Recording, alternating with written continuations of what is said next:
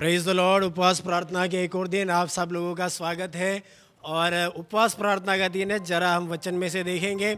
आशा करता हूँ आप भी उपवास में होंगे और उम्मीद करता हूँ आज का वचन आपको थोड़ा एक सोचने के लिए मजबूर करेगा, एक नए तरीके से प्रभु की हुजूरी में आने के लिए परमेश्वर सहायता करेगा। यशायाह 58वां अध्याय उसका 3रा वचन। वे कहते हैं क्या कारण है हाँ, कि हमने तो उपवास रखा, कि क्या कारण है कि हमने तो उपवास रखा, परंतु तूने इसकी सुधि नहीं ली। परंतु तूने कुछ ध्यान नहीं लिया, तूने सुधि नहीं ली। हमने दुख उठाया, परंतु तूने कुछ ध्यान नहीं दिया। परंतु तूने कुछ ध्यान नहीं दिया। सुनो, उपवास के दिन हाँ, तुम अपनी ही इच्छा पूरी करते हो, हाँ, और अपने सेवकों से कठिन कामों को कराते हो। आमीन। ये जो वचन है इसकी शुरुआत एक प्रश्न के साथ होती है। परमेश्वर यहोवा यशायाह भविष्यवक्ता के द्वारा अपनी प्रजा से बात कर रहा है। यहाँ पर परमेश्वर एक प्रश्न जो प्रजा ने उससे पूछा है, उस प्रश्न को यहाँ पे हाईलाइट करते हुए प्रभु बोलता है। पहले ही लाइन में लिखा है, क्या कारण है कि हमने उपवास रखा परंतु तूने इसकी सुधि नहीं ली। प्रश्न है, हमने उपवास किया, वचन के आधार पे उपवास करना है। हर एक विश्वासी, हर एक व्यक्ति जो धर्मी कहलाता है, हर एक व्यक्ति जो प्रार्थना करता है, हर एक व्यक्ति जो यीशु मसीह के पीछे चलता है, उसको उपवास करना है। और नए नियम में भी यीशु मसीह ने कहा है कि बिना उपवास और प्रार्थना के ये जाति तुम्हें छोड़कर नहीं जाएगी। अर्थात दुष्टात्माओं को अगर तुम्हें निकालना है, रोगों से चंगाई चाहिए, तुम्हें उपवास करना है, तुम्हें प्रार्थना करनी है। लेकिन यहाँ पर लोग बोलते हैं हमने उपवास किया, हमने प्रार्थना किया, लेकिन तूने हमारी सुधि नहीं ली। प्रश्न है, क्यों सुधि नहीं ली? हमने इतना दुख उठाया। उपवास का मतलब दुख उठाना भी है। दुख उठाने का मतलब है आप अपने शरीर में कमजोर होते हैं, आप अपने शरीर को दुख देते हैं, अन्न जल भोजन से आप अपने आप को दूर रखते हैं और परमेश्वर की हुजूरी में आते हैं। एक तरीके से वो असहनीय होता है, लेकिन बोलता है हमने ये सब किया परमेश्वर, लेकिन तूने प्रार्थना नहीं सुनी। तब परमेश्वर बोलता है तुमने क्या किया, क्यों मैंने तुम्हारी प्रार्थना नहीं सुनी? उसके लिए 5वां वचन देखेंगे। जिस उपवास से मैं प्रसन्न होता हूँ, अर्थात जिसमें मनुष्य स्वयं को दीन करे, क्या तुम इस प्रकार करते हो? क्या सिर को झाऊ के समान झुकाना, अपने नीचे टाट बिछाना और राख फैलाने ही को तुम उपवास और यहोवा को प्रसन्न करने का दिन कहते हो? प्रभु बोलता है तुमने उपवास किया, लेकिन तुम्हारे उपवास में लड़ाइयां हैं। 4थे वचन में, तुम्हारे उपवास में लड़ाइयां हैं, तुम्हारे उपवास में प्रॉब्लम्स है। तुम लड़ते हो, झगड़ते हो और फिर उपवास करते हो। ऐसे में मैं तुम्हारी प्रार्थना कैसे सुनूंगा? कहने का मतलब प्रभु के सामने जैसा आना है वैसे हमें प्रभु की हुजूरी में आना है। हम प्रभु की हुजूरी में जैसे रास्ते चलते जहाँ जाते हैं वहाँ वैसे हम नहीं जा सकते, लेकिन प्रभु की हुजूरी में ये जानकर आना है कि वो सर्वोच्च परमेश्वर है, मैं उसके सामने उसकी प्रजा हूँ, उसका बच्चा हूँ। ये जानते हुए हमें परमेश्वर की हुजूरी में हमें आना है। प्रभु बोलता है तुमने उपवास किया, तुम्हारी प्रार्थना नहीं सुनी जा रही है। क्यों नहीं सुनी जा रही है? क्योंकि तुम अपने आप को दीन नहीं करते। मनुष्य अपने आप को दीन करना है, मनुष्य अपने आप को नम्र करना है। जब तुम दीन और नम्र करते हो तो ही तुम्हारी प्रार्थनाएं सुनी जाएंगी। हालेलुया। दीन और नम्र करने का मतलब बड़े अदब से बात करना, झुक के बात करना, बड़ी नम्रता से बात करना, ये नहीं होता है नम्रता। नम्रता एक एटीट्यूड है। नम्रता आपके ब्लड में होना चाहिए, नम्रता आपके स्वभाव में होना चाहिए। आप दिखावे के लिए नम्र नहीं बन सकते। आप लोगों को दिखाने के लिए नम्रता का व्यवहार कर सकते हैं, लेकिन एक व्यक्ति जब चला जाएगा उसके पीछे अगर आप गालियां देते हैं या उसकी निंदा करते हैं या उसके बारे में अपवाद बोलते हैं या उसके बारे में अपशब्द का प्रयोग करते हैं या उसके बारे में गलत तरीके से क्रिटिसिज्म करते हैं, आपके अंदर नम्रता नहीं है, आपके अंदर अहंकार भरा हुआ है। हालेलुया। इसलिए भाइयों बहनों याद रखना, नम्रता एक एटीट्यूड है जो इंसान के अंदर से आना है। अगर आप नम्र नहीं है, आपकी प्रार्थना परमेश्वर नहीं सुनेगा, क्योंकि आपने अहंकार से प्रार्थना किया है। फिर लिखा है तुम दिखावा मत करो, अपने नीचे टाट बिछाना या अपने ऊपर राख बिखेरना, ऐसा दिखावे की प्रार्थना नहीं करना है। दिखावे की प्रार्थना करने से आपको कुछ नहीं होगा। लोग आपकी तारीफ जरूर करेंगे, वाह कितना बढ़िया प्रार्थना किया, या ये व्यक्ति कितना बढ़िया उपवास करता है, सब करता है, आपको तारीफ जरूर मिलेगा, लेकिन आपको प्रार्थना का उत्तर कभी नहीं मिलेगा। हालेलुया। इसलिए प्रभु बोलता है तुम कहते हो हमने उपवास किया, लेकिन परमेश्वर ने सुधि नहीं ली। इसीलिए सुधि नहीं ली क्योंकि तुम दिखावा करते हो, इसीलिए सुधि नहीं ली क्योंकि तुम्हारे अंदर नम्रता नहीं है, तुम्हारे अंदर अहंकार भरा हुआ। तो कैसी प्रार्थना, कैसा उपवास परमेश्वर चाहता है? 6वां वचन पढ़ेंगे जरा। जिस उपवास से हाँ, मैं प्रसन्न होता हूँ, मैं प्रसन्न होता हूँ, वह क्या ये नहीं हाँ, कि अन्याय से बनाए हुए दासों अन्याय से बनाए हुए दासों और अंधेर सहने वालों का और अंधेर सहने वालों का जुआ तोड़कर हाँ, उनको छुड़ा लेना और सब जुओं को टुकड़े टुकड़े कर देना। और सब जुओं को टुकड़े टुकड़े कर देना। अर्थात तुम्हारे अंडर में अगर कोई काम करता है, उसके ऊपर तुम्हें अंधेर नहीं करना है, तुम्हें उसे परेशान नहीं करना है। तुम्हारे साथ रहने वालों को, तुम्हारे साथ काम करने वालों को, तुम्हारे साथ चलने वालों को तुम्हें परेशान नहीं करना है। इसके अलावा अगर तुम किसी को दबा हुआ देखते हो, कुचला हुआ देखते हो, परेशान देखते हो, उसकी जाके आपको सहायता करनी है। वो होता है उपवास। हमारा उपवास मेरे लिए, मेरी पत्नी के लिए, मेरे बच्चों के लिए, यही है हमारा उपवास। हमारी प्रार्थना मेरे लिए, पत्नी के लिए, बच्चों के लिए, घराने के लिए, यही हमारी प्रार्थना है। परमेश्वर एक कदम आगे बढ़ाने को बोलता है, अपने परिवार से थोड़ा बाहर निकलो, आपके परिवार के लिए प्रार्थना जरूर करो, लेकिन आपके आसपास नजर दौड़ाओ। ऐसे अंधेर सहने वाले लोग हैं, उन्हें छुड़ाने के लिए भी तुम्हें प्रार्थना करना है, उन्हें छुड़ाने की तुम्हें कोशिश करना है। आगे 7वां वचन। क्या वह ये नहीं है कि अपनी रोटी भूखों को बांट देना? हाँ, रुकना।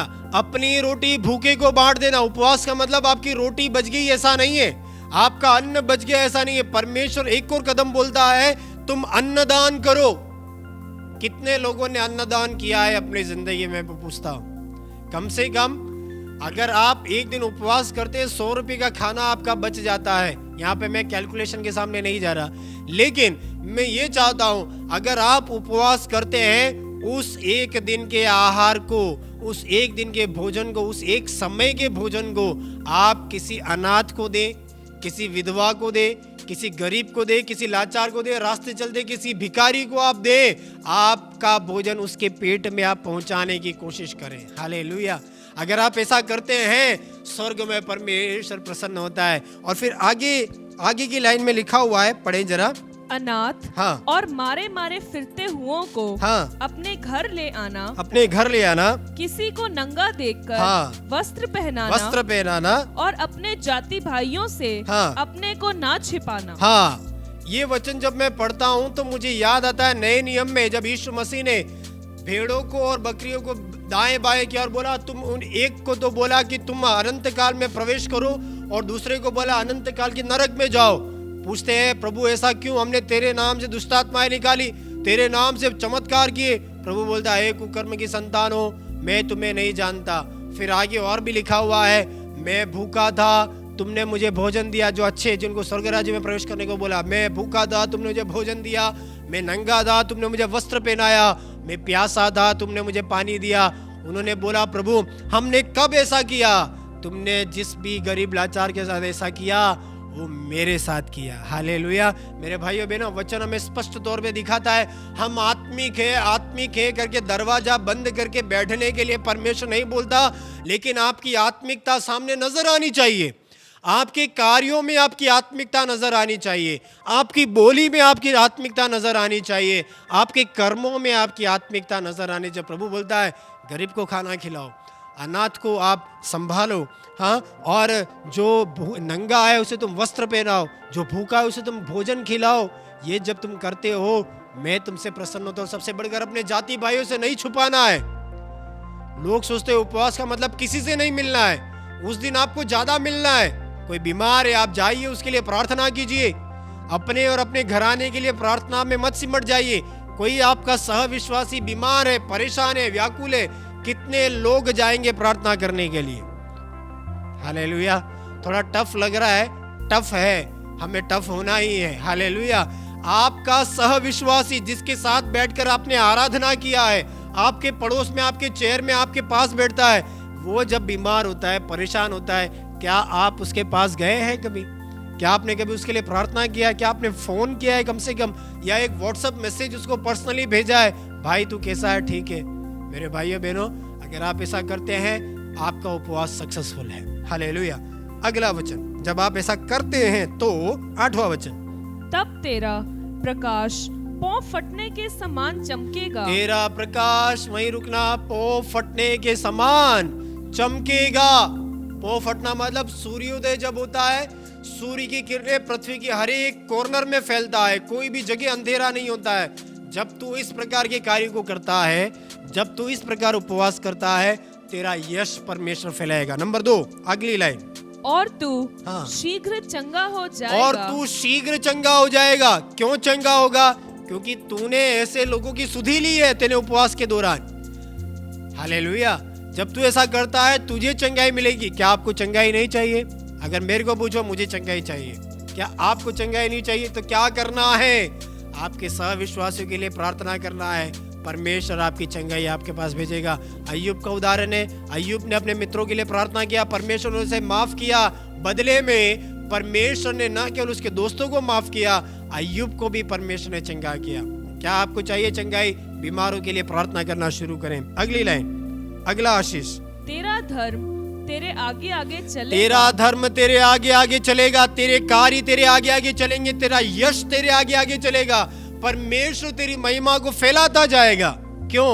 क्योंकि तूने परमेश्वर के कहे हुए नियम के अनुसार उपवास और प्रार्थना में अपने मन को लगाया। आगे, यहोवा का तेज तेरे पीछे रक्षा करते चलेगा। और चौथी बात यहाँ पे लिखा है, यहोवा का तेज तेरे पीछे तेरी रक्षा करता हुआ चलेगा। आगे तुम्हारा यश चलेगा, आगे तुम्हारी चंगाई चलेगी, आगे तुम्हारा धर्म चलेगा, और पीछे परमेश्वर का तेज तुम्हारी रक्षा करेगा। भाइयों बहनों, आपके पीछे आपकी नजर नहीं है। आप अच्छे कार्य करते हुए आगे बढ़ते जाइए। आपकी निंदा करने वाले लोग हैं, आपका तिरस्कार करने वाले लोग हैं, आपके बारे में अपवाद करने वाले लोग हैं, आपके बारे में क्रिटिसिज्म करने वाले लोग हैं, आपके बारे में गलत बोलने वाले लोग हैं, आपकी निंदा करने वाले लोग हैं। आपको नहीं पता, आपको पता करने की जरूरत भी नहीं है, क्योंकि यहोवा का तेज तुम्हारे पीछे तुम्हारी रक्षा करता हुआ चलेगा। Hallelujah, hallelujah. है आपको चुनौती मिल रही है? अगर चुनौती मिल रही है तो परमेश्वर को धन्यवाद दे अपनी जगहों में। हालेलुया। इन दिनों में इस प्रकार के उपवास में आ गया है। एक और वचन बोल के मैं समाप्त करना चाहूंगा, 9वां वचन, तब तू पुकारेगा और यहोवा उत्तर देगा, तू दुहाई देगा और वह कहेगा, मैं यहाँ हूँ। बस एक और बार पढ़े, तब तू पुकारेगा, तब तू पुकारेगा और यहोवा उत्तर देगा, और यहोवा उत्तर देगा, तू दुहाई देगा, तू दुहाई देगा, और वह कहेगा, और वो कहेगा, मैं यहाँ हूँ। मैं यहाँ हूँ। हालेलुया। कौन नहीं चाहता मेरी दुहाई परमेश्वर ना सुने? परमेश्वर बोलता है, तू दुहाई देगा, तेरी दुहाई सुनी जाएगी। क्यों सुनी जाएगी? क्योंकि तूने गरीबों की सुधि ली है, परमेश्वर तेरी भी सुधि लेगा। हालेलुया। तू दुहाई देगा, परमेश्वर तेरी दुहाई सुनेगा। और तू, आगे की लाइन क्या लिखा है? फिर लिखा है, तू कहेगा, तू पुकारेगा, परमेश्वर तुझे उत्तर देगा और बोलेगा, मैं यहाँ हूँ। तू पुकारेगा, परमेश्वर तुझे उत्तर देगा, और प्रभु बोलेगा, मैं यहाँ हूँ। कहाँ है? तेरे पास में मैं खड़ा हूँ। मेरे भाइयों बहनों, अगर आप परमेश्वर के वचन के अनुसार जिंदगी को जी रहे, उपवास को कर रहे, प्रार्थना को कर रहे, परमेश्वर की हुजूरी अभी इसी समय आपके भवन में आपके पास है। प्रभु आपके पास में खड़ा हुआ है। क्या आपको इन वचनों से चैलेंज मिलता है? अगर आप परमेश्वर के सिस्टम के अनुसार उपवास करते हैं, अनाथों पर दया करते हैं, गरीबों पर दया करते हैं, भूखों को अनाज देते हैं, अन्न देते हैं, नंगे को वस्त्र पहनाते, बीमार के लिए प्रार्थना करते, परमेश्वर आपका यश फैलाएगा। परमेश्वर का धर्म, आपका धर्म आपके आगे आगे चलेगा। आपकी प्रार्थना सुनी जाएगी, आपकी रोगों से आपको चंगाई मिलेगी। सबसे बढ़कर परमेश्वर का तेज तुम्हारी रक्षा करेगा, और उन सबसे ऊपर तुम पुकारोगे, परमेश्वर तुम्हारी दुहाई को सुनेगा। हालेलुया। इन वचनों के द्वारा परमेश्वर आपको आशीष देने पाए। आशा करता हूँ आपको एक नई चुनौती मिली होगी। इस वचन के आधार पर जीने के लिए परमेश्वर आपकी सहायता करे। मैं आपके लिए प्रार्थना करता हूँ। मेरे प्रिय पिता परमेश्वर, इस संदेश को सुनने वाले कलीसिया के एक एक परिवार के लिए हम प्रार्थना करते हैं पिता। उपवास के दिन प्रभु, अगर कोई उपवास के साथ है मेरे पिता, उनको तो आशीष दे, अनुग्रह दे। तेरे वचन के आधार पर उपवास करने के लिए उनकी तू सहायता कर मेरे पिता। इन दिनों में नई शक्ति, नया बल प्राप्त करके खड़े होने के लिए तू सहायता कर। हम आपसे प्रार्थना करते हैं, तेरे हाथों में सौंपते हैं, तेरे चरणों में झुकाते मेरे पिता। हर एक को तू आशीष दे, अनुग्रह दे। प्रार्थना सुने, धन्यवाद हो। यीशु के नाम से हम ये दुआ मांगते हैं, आमीन।